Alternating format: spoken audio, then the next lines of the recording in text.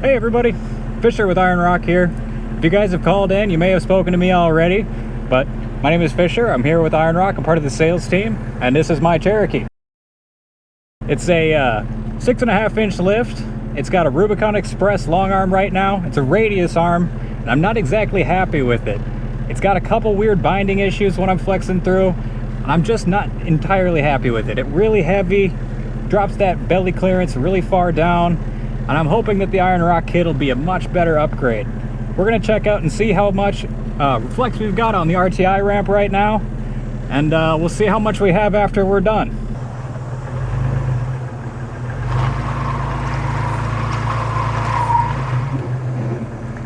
Not exactly what we're hoping for. We're hoping for a much higher score than that. So hopefully the Iron Rock kit will do better. Hey, you know what? Let's try it with the forklift. Oh, sure. Let's do it.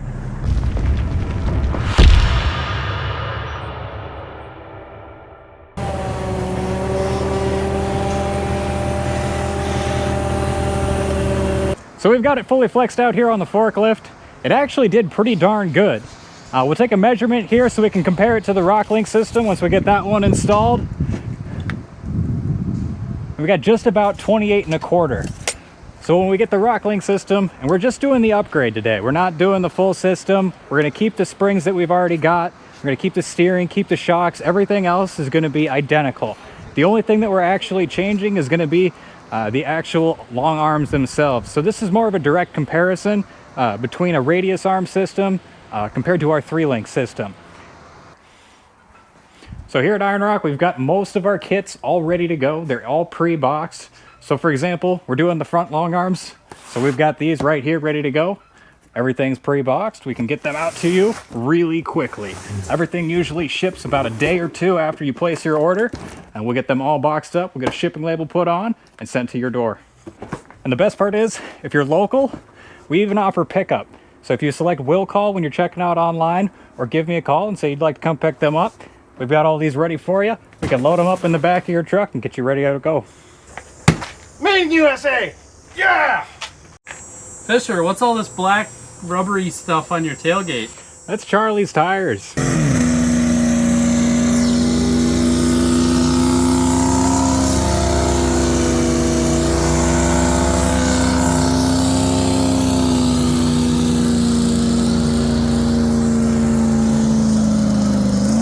I was getting towed behind Charlie's WJ because this silly 4.0 doesn't have enough to peak that 4.7. We got all this tire crap that I gotta clean off now.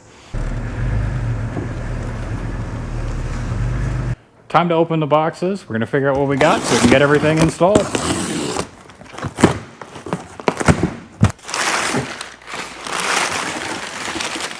Plenty of packing material so everything arrives safe. Even the arms are individually wrapped. So they come freshly powder coated straight to your door. And your order should come with stickers. If your order doesn't come with stickers, call me, I'll get them in the mail. Hey, so we've got all the parts laid out here. We've pre-assembled all of our flex joints. We've got those good to go. Here we've got our subframe. We got our center section as well as both of the frame sections that'll bolt onto the frame. And then we'll take a look at what we've got going over here on the Jeep. So this is the Rubicon Express radius arm, long arm system. I got this a while back. It's been pretty good to me. I've taken it on a couple trips, but these upper arms are causing some serious binding that are affecting my flex. I think the Iron Rock kit's gonna do a whole lot better at making sure that those upper arms aren't fighting each other when we're traveling through the range of motion on our front axle. Because right now, these two bushings, when these are moving, if you're tipping this one back, it's putting a whole lot of extra strain on this bushing. It's going to put a whole lot of extra strain on this bushing when you're going the other direction. This wasn't a bad kit. It served me well for a number of years, but it's time to go out with the old and in with the new.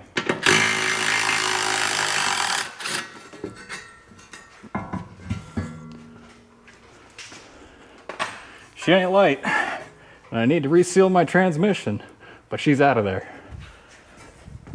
Hey, so we've got the cross member all dropped out. It's out of the way. And over the past couple days, we've put in some frame stiffeners. I don't know how many of you guys have actually pulled down the XJ cross member and noticed that these studs or bolt holes are completely screwed. Well, what I've gone ahead and done is, since my bolt holes were screwed up too, I welded some nuts to the back side of the frame stiffeners before I installed them, and now I've got fresh threaded holes to install the new crossmember with. I already lost all the paper instructions, but fortunately, we've got everything available on our website. You can pull it up right on your phone, and you can get all of the information that you're going to need to install your kit. So before you actually install these in the vehicle, we're actually going to torque the upper control arm into position in the mounts here for the frame bracket before we install it in the vehicle. And that's going to make sure that we've got enough room to work while we're actually in there. Because sometimes it's actually kind of a pain to get this bolt torqued down once you're working with it in the vehicle. Time to bolt this into the vehicle so I can keep moving on the rest of it. Sometimes it's easier to do this if you've got an extra set of hands available. Alright, so we're going to get this other side bolted in now, using our fresh threaded holes. The holes are slotted too. Makes for easy installation and a little bit of wiggle room if you're trying to get the subframe bolted up and it's not quite fitting right. And when you're installing these arms, make sure that you've got the clamping bolts facing downward so all the drainage can happen. And the tire clearance bend, that one always goes inwards when you're mounting these arms in there.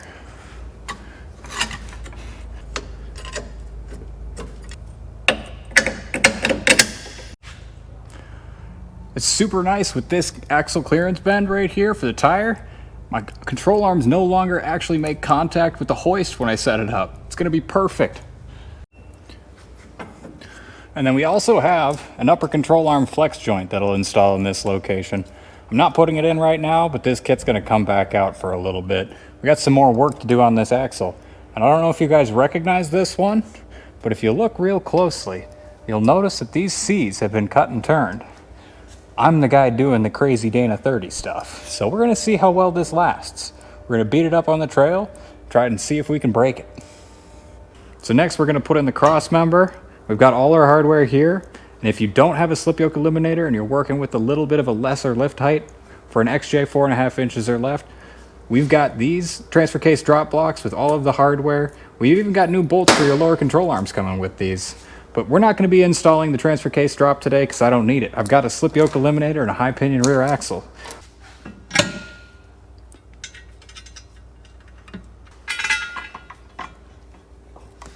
So we were installing the track bar and we were pounding it up here with a dead blow, trying to make sure the bolt holes all line up nice and easy for us to get it going. But we determined that with this new iron rock kit in here, unfortunately, this track bar doesn't have enough of a bend here in order to actually make enough room for this to be installed at full droop. So we're gonna have to make a little bit of a clearance cut here so we can get that one installed. Or just get an iron rock track bar. That's a good idea. I should do that too.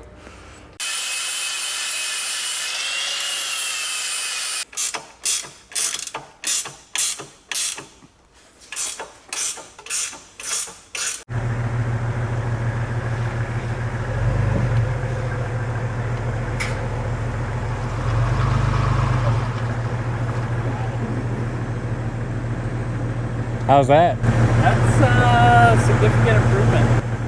Remember, they can't hear me. What are we at now? Maybe 55, 60. 55, 60. We were at 40 before? About 40 to 45. Well, that's pretty good. Let's see what happens when I get a drive shaft in there now. Should we forklift it anyway? We should forklift it anyway for sure.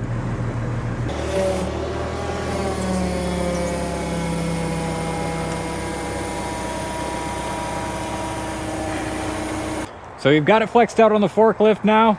We're going to take a measurement so we can compare it to what we had last time. See how much extra flex we gained on this one. We've done it the same way. We waited till the rear tire came off the ground, and then we're going to measure that number.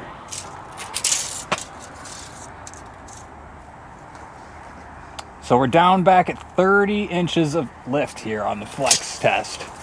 So that's just about a 2-inch gain in terms of articulation just from switching out the kits. That's not bad, but the RTI ramp store really speaks for itself.